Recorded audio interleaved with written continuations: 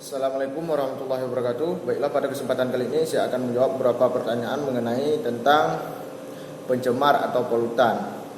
Baiklah, pertanyaan yang pertama adalah, jadi sumber mikroplastik di perairan terbagi kedua sumber, yaitu sumber primer dan sumber sekunder. Jadi sumber primer adalah yaitu hasil dari bahan yang digunakan manusia dan dipergunakan secara langsung. Sumber sekunder adalah sumber yang berasal dari pemecahan puing-puing plastik yang lebih besar, seperti bagian makroskopis. Jenis ini membentuk bagian potongan-potongan kecil yang sebagian besar menyebabkan pencemaran di laut. Jadi masuknya mikroplastik ke perairan itu melalui apabila tidak ditangani dengan baik dan dibuang begitu saja, baik itu ke perairan maupun ke lingkungan. Jadi mikroplastik ini mempunyai efek negatif bagi biota perairan, salah satunya plankton. Jadi apabila di dalam tubuh plankton ini terdapat mikroplastik, maka terjadinya penurunan fungsi fisiologis pada zooplankton.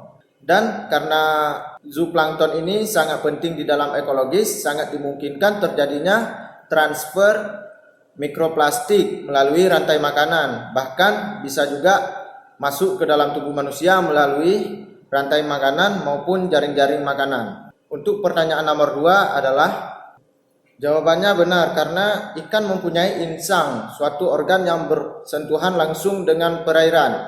Jadi apabila suatu perairan tercemar, maka terjadinya kerusakan insang dan kerusakan bagian organ-organ yang berhubungan langsung dengan insang. Hal inilah yang menjadi salah satu indikator tingkat pencemaran di suatu perairan. Untuk pertanyaan nomor 3 adalah, jadi menurut saya unsur yang paling berbahaya itu adalah merkuri.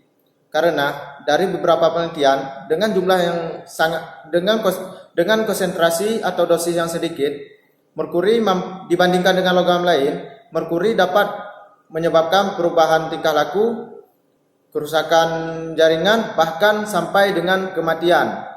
Hal inilah yang membuat merkuri sangat berbahaya apabila memasuki ekosistem perairan.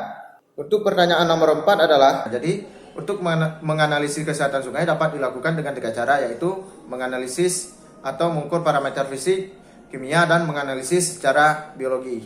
Jadi hal yang paling efektif untuk mengetahui kesehatan sungai atau untuk mendapatkan hasil yang lebih real, maka digunakan mikroorganisme atau makhluk hidup yang memang berada di suatu wilayah perairan tersebut.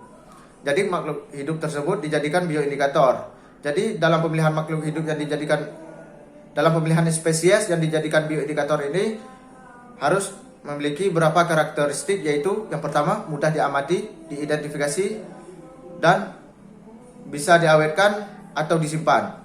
Yang kedua, terdapat di mana-mana sehingga dapat dipengaruhi oleh kualitas lingkungan.